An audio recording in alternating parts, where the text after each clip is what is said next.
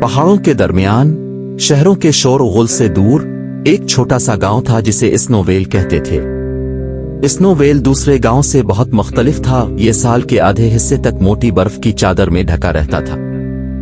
गांव के लोग सख्त सर्दियों के आदी थे, लेकिन इस साल बर्फ पहले से ज्यादा शिद्दत से आ गई थी।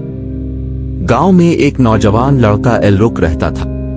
वो अपनी नर्म दिली और कहानियां सुनाने के शौक की वजह से जाना जाता था।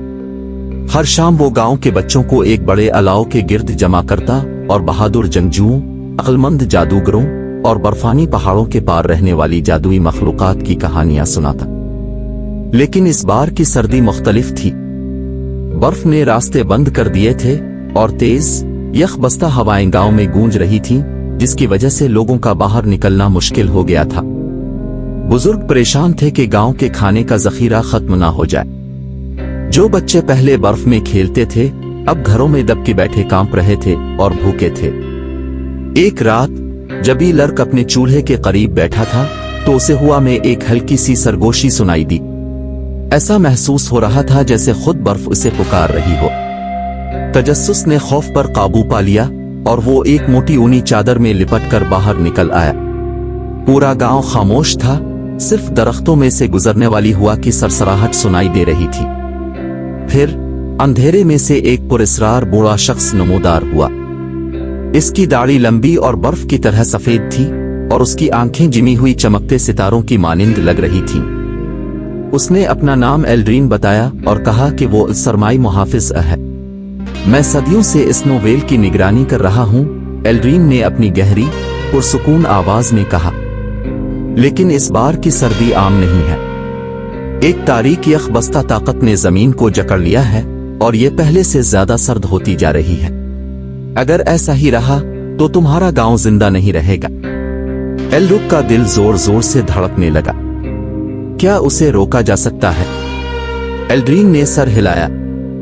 तुम्हें दिन सरमा हॉट ऑफ विंटर को तलाश करना होगा, जो कि जिमी हुई झील के नीचे दबी एक छपी हुई शोलानुमा रोशनी है। सिर्फ वही शख्स जो नेक दिल हो इसकी हरारत को बेदार कर सकता है और गांव में तवाजुन बहाल कर सकता है। एलरुक जानता था कि यह सफर खतरनाक होगा, लेकिन वो अपने लोगों को तकलीफ में नहीं देख सकता था। वो अपने सफर पर निकल पड़ा, बर्फानी हवाओं का सामना किया, फिसलती पहाड़ियों पर चढ़ा और बर्फ से ढकी हुई वादियों को उबूर किया।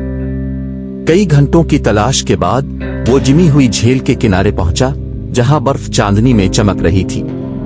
वो घुटनों के बिल बैठा और आहिस्ता से कहा, मैं अपने लोगों के लिए आया हूं। बरा करम, मुझे रास्ता दिखा।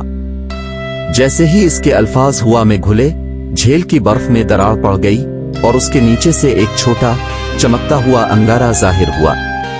ये दिन सरमा था। एलरुक ने एहतियात से इसे उठाया और उसी लम्हे एक गर्म लहर पूरे इलाके में फैल गई। बर्फानी तूफान थम गए, बर्फ इतनी पिघल गई कि लोग खाने का जखीरा इकट्ठा कर सकें और गांव के चूल्हे पहले से ज्यादा रोशन हो गए। जब एलरुक वापस आया तो पूरे गांव में खुशी की लहर दौड़ गई। एल्ड्रीन की आवाज आखिरी बार हुआ में गूंजी। हकीकी हरारत आग से नहीं बल्कि दिल की नरमी और मेहरबानी से आती है।